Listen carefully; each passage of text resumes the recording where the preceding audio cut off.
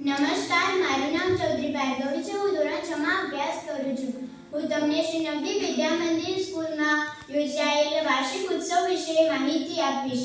માત્ર બાળકોને પુસ્તકનું જ્ઞાન આપવાથી તેમનું ભવિષ્ય બદલાઈ જતું નથી. આપણી શાળામાં ઘણા બધા પ્રોગ્રામ હતા, જેમાં એક મુખ્ય નાટક હતું, જેમાંથી મને શીખવા મળ્યું હતું કે જ્યારે બાળકનો જન્મ થાય છે ત્યારે તે ધીમે ધીમે મોટું થઈ જાય છે. તે સમયમાં મા બાપને પોતાના બાળકને સારી સ્કૂલમાં ભણાવવાની ઈચ્છા હોય છે, પરંતુ અત્યારે બાળકો ભણીને મોટા થઈને મા બાપને ભૂલી જાય છે. ભણેલા ગણેલા હોય છતાંય ઘણા બધા ખરાબ કામો કરે છે.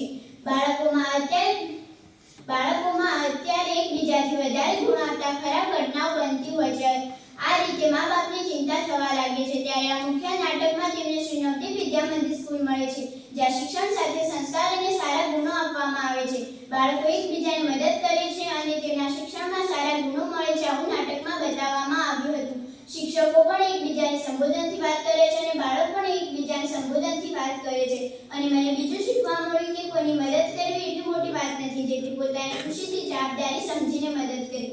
કેમ કે આપણે બધા સમાજમાં રહીએ છીએ અને એકબીજાને પોતાની ખુશી માટે સહયોગ કરવો એ સામાજિકતા છે. અને મને બીજું શીખવા મળ્યું કે બાળકો શહેરમાં રહેવા જાય છે, તેમને શહેરમાં રહેવું જોઈએ, પણ તેઓ એટલું બધું શહેરમાં રહે છે કે ગામની સંસ્કૃતિ પણ ભૂલી જાય છે. Thank you.